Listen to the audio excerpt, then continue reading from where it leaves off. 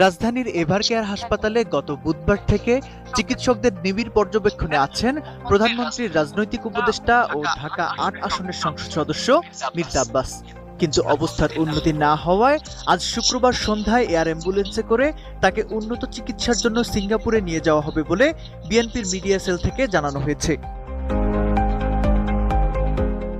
বুধবার ইফতারিতে পানি পানের সময় তিনি হঠাৎ জ্ঞান হারিয়ে ফেলেন।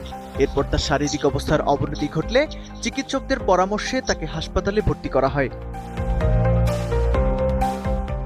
মির্জা আব্বাসের এই অসুস্থতার খবর পাওয়ার পর থেকেই তার চিকিৎসার বিষয়ে বিশেষ নজর দিয়েছেন প্রধানমন্ত্রী তারেক রহমান। তিনি চিকিৎসকদের সঙ্গে কথা বলে মির্জা আব্বাসের বর্তমান শারীরিক পরিস্থিতির খুঁটিনাটি জেনেছেন এবং পরিবারের সদস্যদের সাথেও কথা বলেছেন। পাশাপাশি মির্জা আব্বাসকে সিঙ্গাপুরে নেওয়ার জন্য যাবতীয় ব্যবস্থা গ্রহণ করার জন্য পররাষ্ট্রমন্ত্রীকে বিশেষ নির্দেশনা দিয়েছেন প্রধানমন্ত্রী।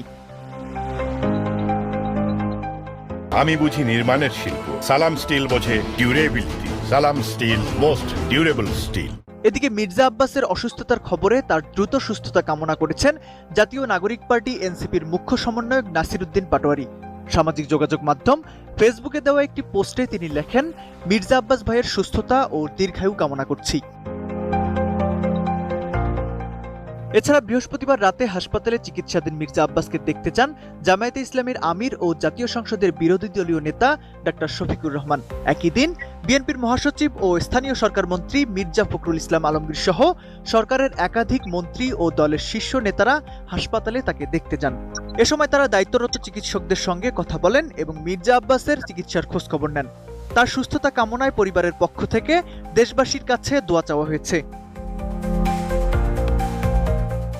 গত 12 ফেব্রুয়ারি অনুষ্ঠিত ত্রয়োদশ জাতীয় সংসদ নির্বাচনে আলোচিত ঢাকা ৮ আসনে এমপি নির্বাচিত হন বিএনপির স্থায়ী কমিটির সদস্য মির্জা আব্বাস। তার প্রধান প্রতিদ্বন্দ্বী প্রার্থী হিসেবে লড়েছেন এনসিপির মুখ্য সমন্বয়ক নাসিরউদ্দিন পাটোয়ারি। নির্বাচনে মির্জা আব্বাস ৪,৯৮০ ভোটের ব্যবধানে জয়ী হন।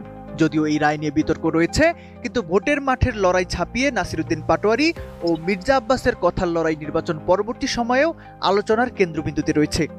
এরই মাঝে মির্জা আব্বাসের সুস্থতা কামনায় নাসিরউদ্দিন পাটোয়ারির ফেসবুক পোস্ট রাজনৈতিক অঙ্গনে ইতিবাচক ধারণা সৃষ্টি করেছে। তৌফিকুল ইসলাম আশিক, এটিএন নিউজ।